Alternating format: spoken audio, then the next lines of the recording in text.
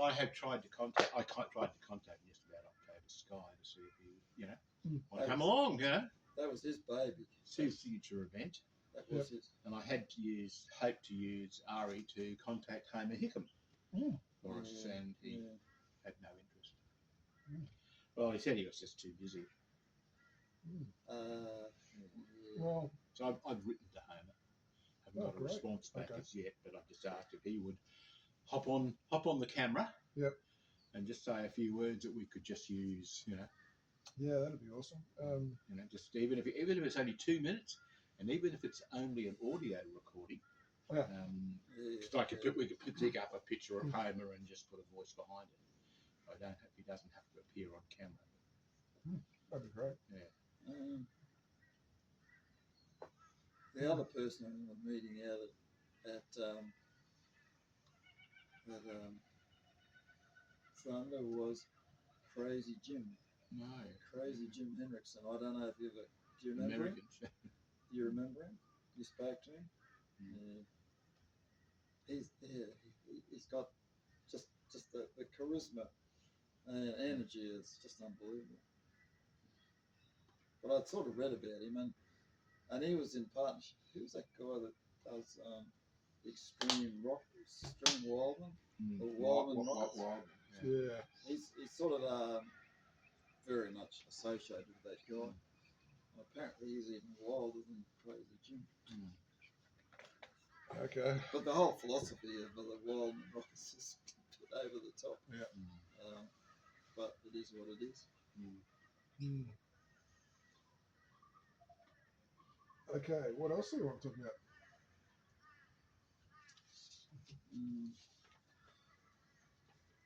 Yeah, Ari is really in all the years I was doing rocketry, Ari was the charismatic figurehead. Everyone would know that. No, he was always he had so much media happening. The media loved him, and it's hard to imagine anyone. You only have to have a look at the website, and you only have to see the media clips that are on the website. And Ari's face. Ari's on everyone. Token Wild and the newspaper articles. Yeah. Well, it started in the very early days. The media loved him, and it's just a media personality. So how do we get him back in the club? That would be hard. I don't know. Yeah, he is hemmed in with his daughter. Yep. Get him and his daughter out, but his daughter is very into girly type things. So. Not rocketry. I met his other daughter for the first time. Montana, that's it. Maybe 6 months ago. Oh, really? Yeah, something like that. Her birthday is the same day as mine. Oh, well, there you go. There you go. Weird. Crazy. What else? You've still got contact with Blake. Yes and no. Like I've still got his phone number, but he's super busy. Yeah, you talk to him from time to time. From time to time, but like you can understand his focus is on Black Sky. What does that do? Oh, is he another casualty of the Level 3 syndrome? I don't think so. It's more just, I think, casualty of starting his own international business. Moving on from taking the next step up. Yeah, and that's really where do you go from Level 3? So I does that mean you're going to start your own aerospace company, George? Yeah. What about you, Matt? Not anytime soon. So I don't know what's happened to Blake, except I mean, here you probably know more about him than what I do. Honestly, what exactly is the company that he's got do? I wouldn't know 1% of what they do. Does he have employees? He has a bunch. There's stacks of employees, and I know that he does manufacture propellant and manufactures a lot of propellant. But I'm sure he has a lot of other irons in the fire as well that I know nothing about. But he's got investors that he's continually traveling to Europe and the US, doing all that sort of stuff. But honestly don't know.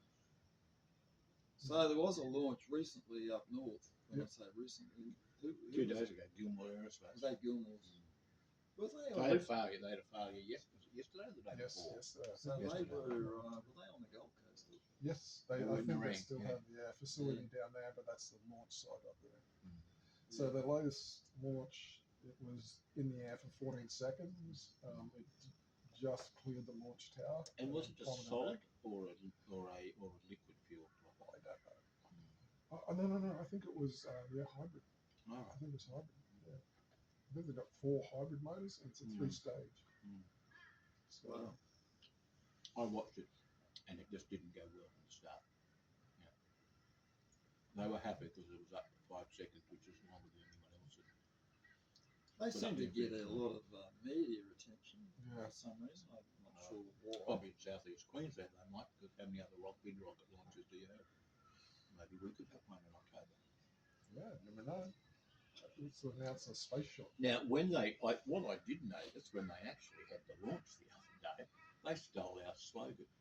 Oh, really? They did. One of the stations I was watching it on, and they said, Gilmore Aerospace, where the sky is not the limit, it's just the beginning. Wow. And that's word for word after something Have we we- penned. We penned for our site, so they'd obviously been to our site.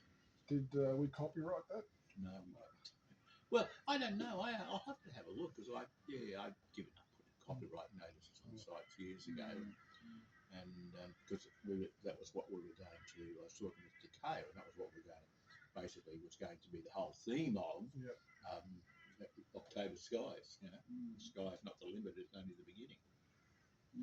Yeah, I haven't checked. I know, I know Rocket Labs and Black Sky Industries have got QRS, current or former QRS members as employees, but I don't know about Gilmore Space. Haven't checked. Yeah, Unlikely. So who was that African? Jamie Anderson. Jamie Anderson. Yeah. And he was well known. He'd been in Victoria. He knows David Boyd. He knew PK. He knew, and it was great. The last between him and PK. Yeah, the last I heard was he sort of got associated with those. Stonehouse and someone else, and they were going out in the Darling Downs on launching hybrids, and he was involved in that. So they used the 7,000 foot launch site at Melbourne. So I've talked about that. do you remember? You probably remember we had a ceiling of 7,500 feet at West at Cedar Grove briefly. No, it must have been at the time. We had it briefly. It went from 5,000 to 7,500. Because the jet plane above it is 7,500, and we were supposed to keep 1,000 foot separation. Yeah, I don't know how it happened, but we did get that. Did get that wave. It didn't last long, and I don't think someone would have noticed. The planes land every day. It's the approach part. The other issue was the airspace cylinder, and it would have been within that space. It's from 7,500 would be houses up the hill. And I remember thinking at the time, this might have been an anomaly, and it didn't last very long, and it dropped back down to 5,000 pretty quickly. Yeah. We were looking at this site down the road in Wood Hill. Did they have no, we never put paperwork in because we didn't. So I thought Dave Skinner or someone said they had 7,000 foot ceiling. They might have, because it's that much further out. See, planes are on a glide angle coming down in. So by the time you get to, you're at 6,500 foot ceiling at Cedar Grove. That's the jet lane. So we had to keep 1,000 foot below that. And further over at Wood Hill, they'd been higher up in the air, so we could have probably got more distance between the ground and us. The trouble with higher altitudes is further to go and retrieve your rocket. Bring the kids along. Though I think it's above mean sea level. AMSL, which means if you're launching on top of a hill, you may not. You've got less. So less space. So you might have an extra 1,000 feet, but just still. More than 1,000 feet. Yeah. Above. Yeah, okay. Because Wood Hill was quite elevated. I remember. And we had another. There was another launch site owned by Christoffel. Yep. At and I don't know if he still owns the property, and it was approved. They would have preferred we launched. It was a place called Mountain View, and it was over east of where Blake currently is at the moment. Oh, okay. At Mundoolan and whatever. Okay. And Ari went out there, and Blake went out there and had a look at it, but it was heavily timbered. Yeah, I think we talked about that. Yeah. So, probably now all houses and all built up out there. Yeah, hard to find a spot over there. Yeah. We'll be where we are for a while, George. We tried to intershift. We had issues with the power lines. Well, Energex had But issues. still a problem. Whether Well, they wanted to shut us down, George. I'm not surprised. So yeah, we looked at just shifting at 100 meters, 200 meters to the east and all around, and just nothing worked. Nothing worked. So Logan City wouldn't come up shifting to the other side of the fence. The other side of the fence, yeah. So it wasn't so much a matter of Logan City. The wastewater treatment plant had first right of refusal on all that land there, and they said no. Didn't have to give a reason when you got first right of refusal. Yeah. So and the land there's not as good, and Full of melon holes. yeah. So and a bit sort of marshy, and all kinds of things. So just got too hard. Yeah. Maybe we could have done it because we were talking to Logan Water about it as well, and they were kind of open, but then we were starting to look at where our cylinder would be positioned. We'd be right at the very extreme edge of that. And now we've got like the cylinder can't overlap that wastewater treatment plant access road and all that sort of thing. So it's a bit too hard. I was looking at all the gear the club have had over the years and how we tend to, like all organisations, unless someone is responsible for the gear, it eventually just disappears. I look at the issues that we've had with trailers and launch gear, etc. And I suppose the club, and probably Lynn Forsyth, is as guilty as anyone else when you say to someone, we're going to leave a trailer at your place and we don't come back for 2 or 3 years. We only have ourselves to blame when we have launch gear that goes home to someone's place every weekend and it doesn't come back. The club over the years has purchased nitrous GSE. We have purchased radio location receivers. I have no idea where they would be now. I believe they would have probably gone to someone's home and never came back because the person stopped being a member, stopped participating, or they just got filed in the bottom drawer for the next launch, which they never came back to. And I don't know how you'd ever resolve and control that apart from having a clubhouse or some sort of, whether it was a shipping container or something on a site. And we know what Logan City's answer to that is, but I don't know what we could do to... No shipping container would be allowed there. I mean, the easiest answer would it be allowed further up the hill? No, that whole area. No, because I spoke to them about behind the environmental centre. No. Yeah. The easiest answer, I guess, is put them all in the trailer, store it all in there. A lot of that gear needs to be maintained. Batteries need to be charged. Where if you had a shipping container, you could at least centralise. I was thinking about that only this morning. What could you do to basically centralise all that gear? The only thing you can do is put it in the trailer. So we won't have approval for a shipping container, just like we won't get approval for putting concrete pads out there. We won't get approval for putting gravel in. Yeah, no approval for gravel either. No. Then it becomes they want it kept in the same state it's in now, and it was a gravel road at one stage. Yeah. Do I use that road much? No, they can't get up. You can't. Yeah. I imagine it'll be heavily washed now coming down that hill. Yeah, the hill at the end of that was like up to Evans Road. Ray Jackson's. Up to Ray Jackson's. It's just gouged out. There's massive potholes. You're taking a bit of a risk. So the road up to that point is gravel. Well, it's as it always was. With Ray Jackson, because it's across black soil flat there, so Ray would have put down some sort of road base, deco or whatever, down on the track at one stage. As long as we maintain the decal, I would have thought we'd be fine.